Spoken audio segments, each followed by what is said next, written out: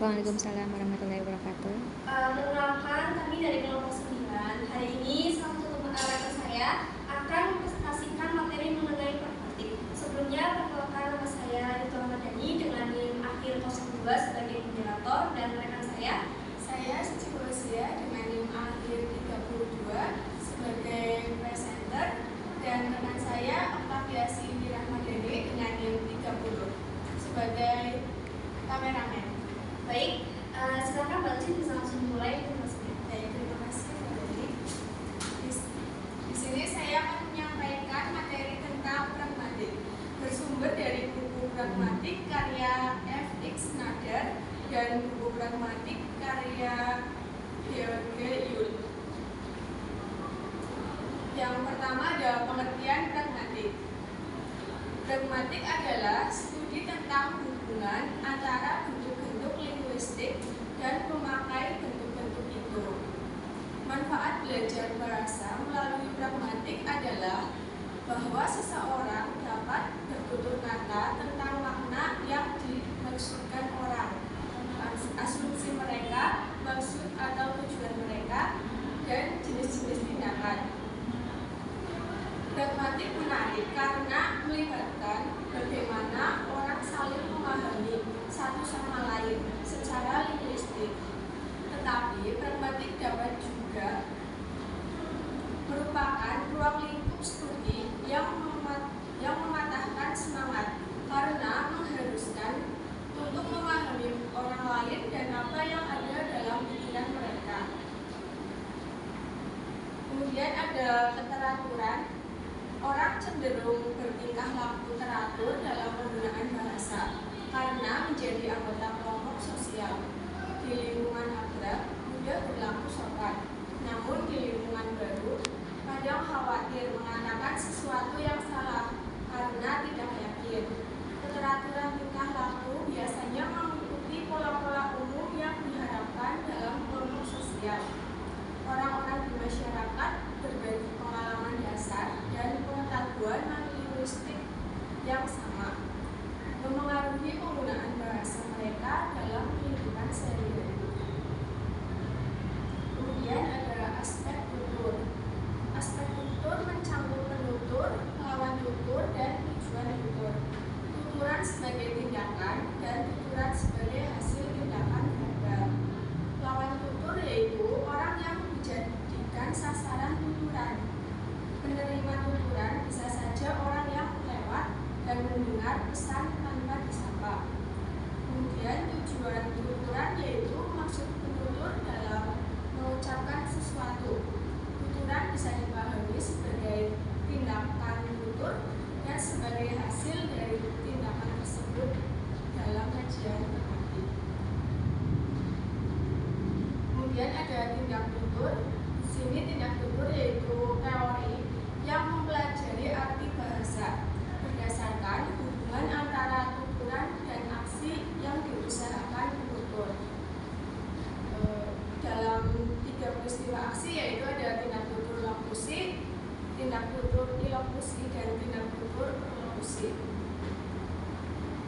Tindak tutur lokusi yaitu tindak dasar tuturan atau menghasilkan suatu ungkapan linguistik yang bermakna. Kemudian tindak tutur ilokusi yaitu menghasilkan tuturan-tuturan yang terbentuk dengan baik tanpa suatu tujuan. Kita membentuk tuturan dengan beberapa fungsi di dalam pikiran. Kemudian tindak tutur lokusi yaitu tuturan yang memberikan efek atau pengaruh pada penutur dengan bentuk bicaranya. Kemudian ada diksis. Diksis yaitu penunjukan dalam bahasa yang digunakan untuk menunjuk sesuatu secara tiba-tiba. Ungkapan diksis seperti itu digunakan untuk menunjuk objek atau orang dalam konteks tertentu. Diksis juga dapat berupa indeksikal yang digunakan untuk merujuk tempat, waktu, atau orang. Penafsiran diksis tergantung pada konteks pembicaraan dan pendengar dan yang memahami pesan yang disampaikan.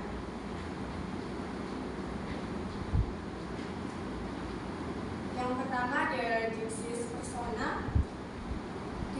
Persona dengan jelas menerapkan 3 pembagian dasar. Contohnya dengan kata ganti orang pertama saya, orang kedua kamu, dan orang ketiga dia laki-laki atau dia perempuan, atau dia barang atau sesuatu. Kemudian diksi keempat, yaitu konsep tentang jarak yang telah disebutkan berhubungan erat dengan diksi setempat, yaitu tempat hubungan antara orang dan bendanya ditunjukkan seperti di sini atau di sana sebagai kata keterangan, tetapi dalam teks lama dan beberapa dialek. Kemudian ada diksi waktu seperti ini untuk waktu dekat, seperti akhir pekan ini atau hari Kamis yang akan datang ini. Pemilihan waktu kata kerja juga berperan dalam diksi waktu. Kemudian ada implikatur. Implikatur yaitu sesuatu yang diimplikasikan dalam suatu percakapan. Menurut May, menyatakan bahwa implikatur berasal dari kata kerja to imply, sedangkan kata bendanya adalah implication.